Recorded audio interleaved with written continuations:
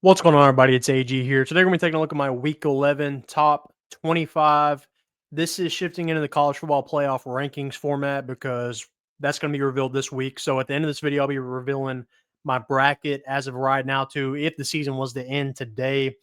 We've got some movement. We've got some question marks as well. Number one is going to be, where do they rank Notre Dame? Because Notre Dame is in a bit of a predicament. Have a solid resume, yet they lost to Miami. So, can you rank them above Miami? We'll see. But as of my top 25, let's go ahead and get started here. Number 25, we've got James Madison. This would be my pick out of the G5 right now. They've only got one loss to Louisville by, I think, 7 or 14. So a close loss to a good team that's in the top 15. Got to give them credit for there because the American Conference is kind of cannibalizing itself right now.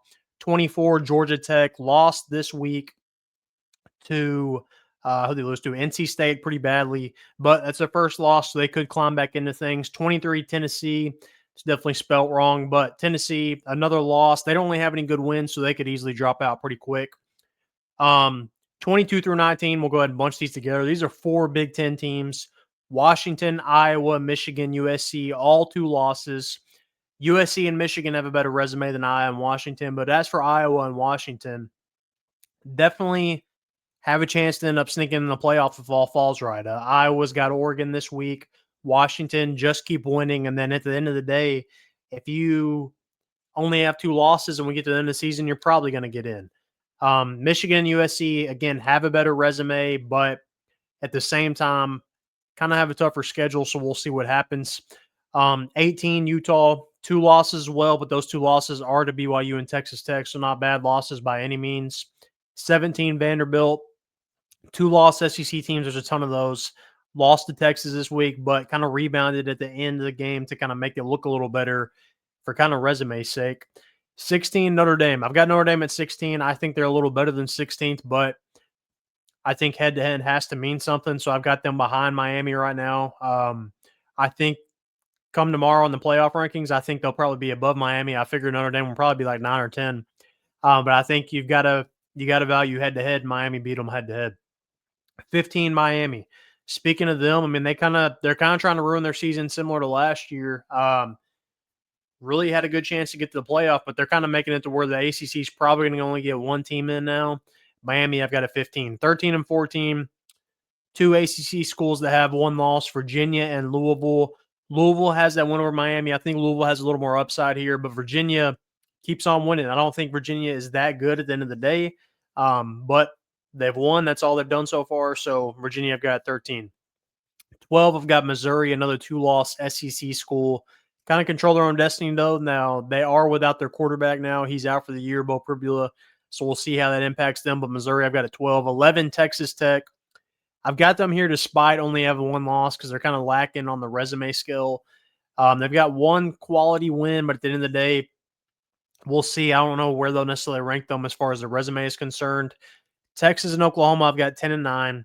Again, this is just a head-to-head thing here. Oklahoma has a pretty solid resume. You know, they got the win over Tennessee. They beat Michigan as well. So Oklahoma, I think, is in okay shape. Texas, good win against Vanderbilt. They've got a good chance here. If they can just lose one of these games against Georgia and A&M, they'll be in even with three losses because their resume is too good. 8, Oregon with one loss, only being to Indiana by 10 points, solid there. BYU at 7, undefeated so far. Again, they're kind of similar to Virginia. They're barely scraping by, but they're winning. 6, really 4 through 6 in general, one loss. SEC schools. I think Ole Miss is kind of a bit further back. I could see BYU being over Ole Miss. But Ole Miss, one loss. Georgia and Alabama, one loss as well.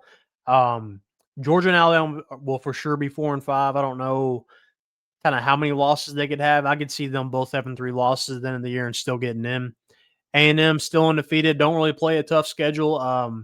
Besides Texas, I really don't see a chance for them losing. 2, Indiana, 1, Ohio State. I think you could flip these either which way, but I've got Indiana and Ohio State at 1 and 2. They look like the best teams right now, as well as probably A&M and Alabama. All right, so looking at what that means for my bracket right now, here's what the bracket would be if the season ended right now in terms of how my rankings are. Number 12 from the G5, I've got James Madison. 11 out of the ACC, I've got Virginia. Then we're just loaded with SEC and Big Ten schools. Now, I think Texas Tech has an argument to get in over Oklahoma, probably. You could also see Notre Dame maybe getting in over Texas, but those are really the only two other schools I think are going to somewhat be in here in some form or fashion. But Virginia 11, Oklahoma and Texas 10-9, the SEC at larges, Oregon at 8, another Big Ten at large. 7, I've got BYU out of the Big 12. 6, Ole Miss. 5, Georgia. 4, Alabama. 3, A&M. 2, Indiana, and 1, Ohio State. So as of week 11, those are my rankings. But what are yours? Let me know your thoughts down in the comment section. Who do you think will be in the playoff? Who do you think should be in? Who do you think should be out? All that good stuff. Let me know. Comment down below. Make sure to like this video. And most importantly, subscribe.